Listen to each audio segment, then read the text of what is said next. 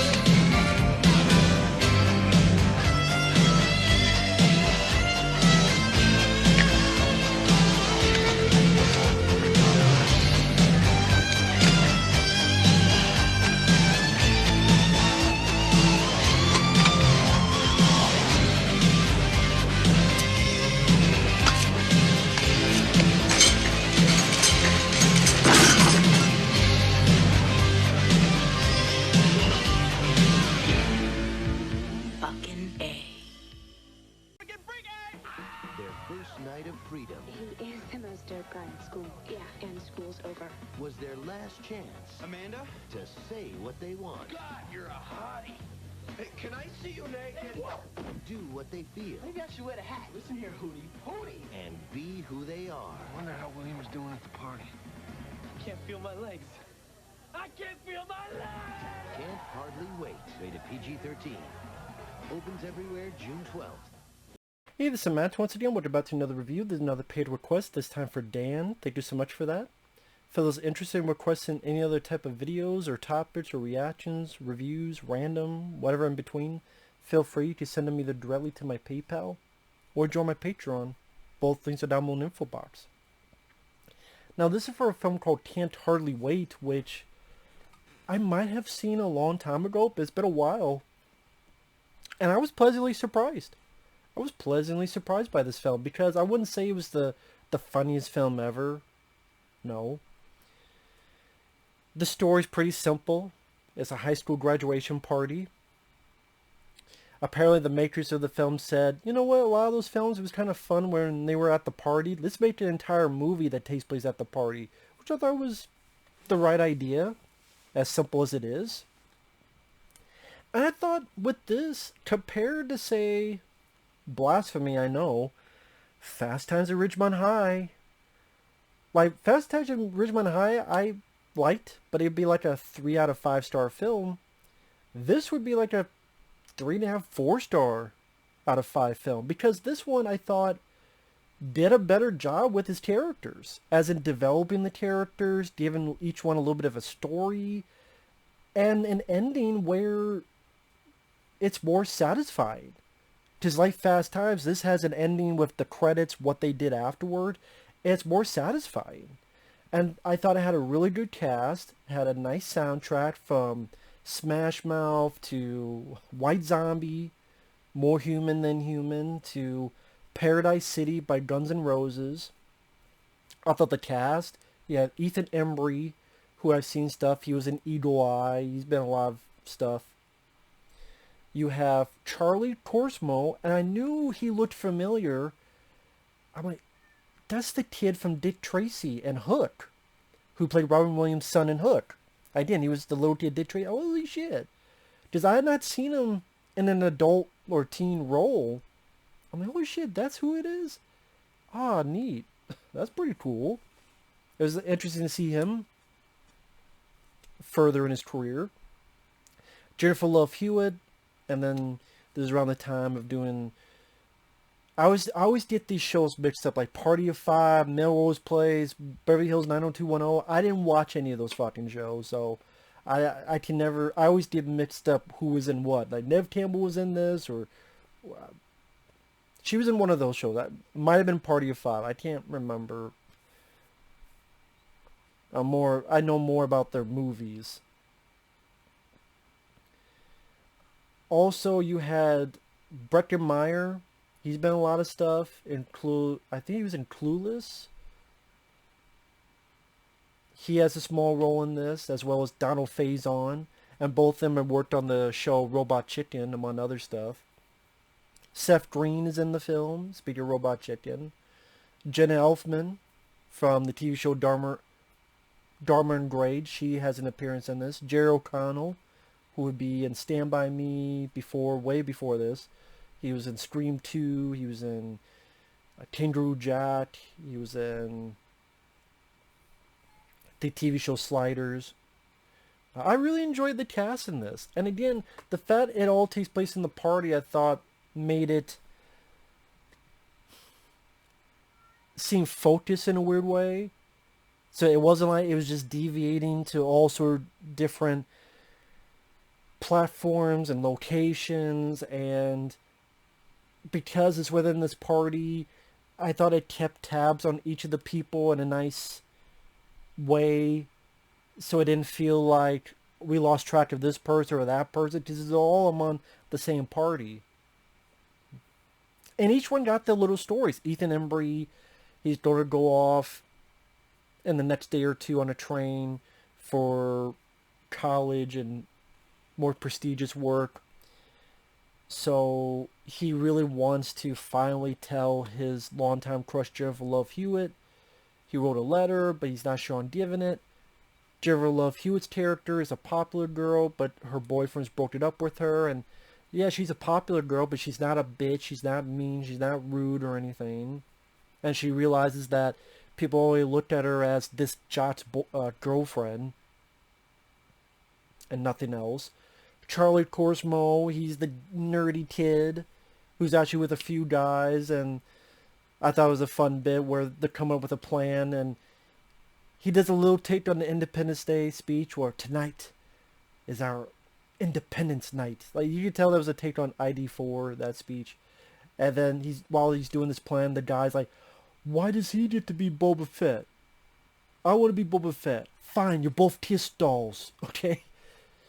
That got a chuckle out of me. And his story is he's this nerd who's been picked on, and he wants revenge on this jock, Jennifer Love Hewitt's former boyfriend. But then throughout the party, he becomes popular, and people start liking him, and he starts singing Paradise City, and yeah, and he gets like 2 chicks in a row. And for all intents and purposes, it seems like he succeeds. See, a lot of movies, and then he gets dumped, or it goes by too quick, or they follow through on it, as far as I know. Sorry, I kicked the tray this is under. But it's almost like the wish fulfillment if you're someone that wasn't popular. Like, oh, hey, that's someone to root for, and he's getting his validation in a way, being successful in adventure. And then Seth Green, he's like being like a thug, and he has a backpack with all his pleasure chest with all these candles and stuff. But then he gets stuck in the bathroom with this girl. What was her name? I forgot the actress's name. She's a friend of Ethan Embry, the lead guy's character, Lauren Ambrose. That might be her name. Yeah, I think it's Lauren Ambrose. And they get locked in the bathroom, and they start talking about their history, what happened back in the day. And see, this film, a lot of films talk about how they're like John Hughes, or they're inspired. I thought this film actually took what made those films work, in which you actually take the characters, you build them up to a point, you give them somewhat of a satisfying finale, so it feels like you went at least a little bit on a journey that had a point to it. That's one of the many things that kind of bothered me about Fast Times at Ridgemont High, is that I like Spicoli and I like Judge Reinhold, but it seemed like they weren't really doing much of anything. And then their finale, like the end credits, like almost random. This girl went with her professor, which I didn't even know that was a thing, and almost like a last minute thought. This, I didn't feel that way. And so I'm either enjoying the 90s soundtrack with Blink-182, Smash Mouth, all that stuff. It goes by at a fast pace because we're in the same parties going from A to B to C, and it doesn't feel confused. And at times it was funny. When Seth Green is trying to get a date, try to get a dance, and their girl's allergic. I'm allergic. You're allergic to dancing? Yep. And then she walks away. Like, the way that played out, Breaking Mind, Down on Faison, they have this band, and how this band breaks up so quickly, they gets back together so quickly, and Breaking Mind, Down on Faison, oh, you look like the white artist formerly known as Prince. Oh, listen, Hootie. Hootie, as in Hootie and the Blowfish. That, I got crack up from that, when Breckenmeyer called Donald Faison Hootie. People might not know what the fuck that means, because they don't know what, like, who the fuck is Hootie and the Blowfish, but as a guy who grew up in the 90s, and for some reason this film passed me by. I might have seen it once, but I didn't remember much about it, so it was a lot of fun watching it again. Ethan Embry, he's too scared, and then when he gets the chance, it's the wrong time, so he leaves. And then Jenna Elfman is the stripper that gives him advice about, hey, fate takes you so far, then the rest is up to you. I mean, this does seem like a movie that John Hughes would have constructed in the 80s, more so than Juno and all these other fucking films that say they're inspired by John Hughes. Like, this feels more natural in that. And it did not have to go into fart jokes, piss jokes,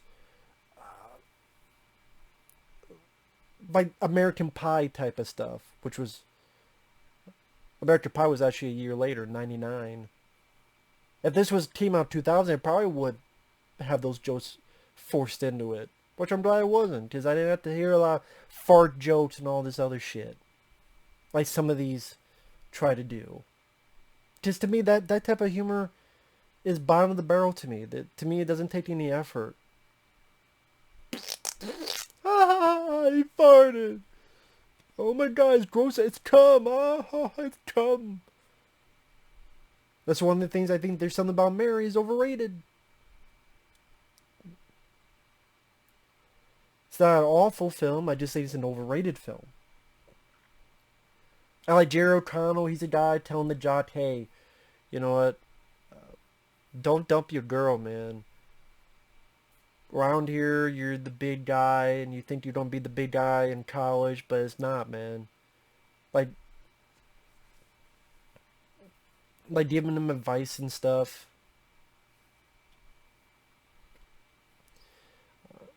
He might have had, like, a little fart joke now that I think about it, but it was so mundane that I could barely remember it. Like, they didn't make a big... If that's the case, they didn't make, like, a big deal out of it. It's like a little throwaway, and then I completely forgot it. And again, like, each character, like Charlie Korsmo, he's becoming the popular guy in the party. And then the jock's, like, apologizing for what he did.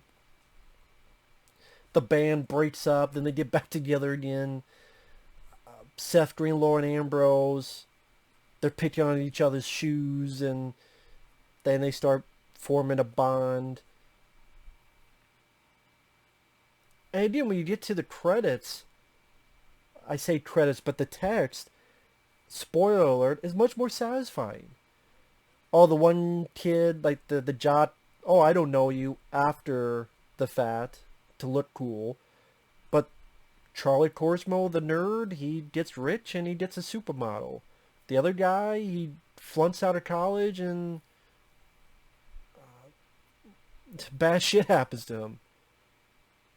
Ethan Embry and Jennifer Love Hewitt, they get together. Seth Green, Lauren Ambrose, they break up, and then 10 minutes later, they're in the bathroom, they make up again. I thought that was kind of funny. And so, yeah, the characters were fun to watch. The movie wasn't boring. It went at a zippy, fast pace. The soundtrack made me nostalgic, because some of these songs I remember hearing back in the day. And it got some chuckles out of me. And again, like, as blasphemy as it is, Fast Times at Ridgemont High, I didn't get as much laughs out of that as this. I know I'm alone in that, but I had more of an entertaining time with this movie than Fast Times at Ridgemont High. And I don't hate that movie. But this one, I was pleasantly surprised. Pleasantly surprised. So, with that said, thanks for watching. Take care. We'll see you guys later. Bye-bye.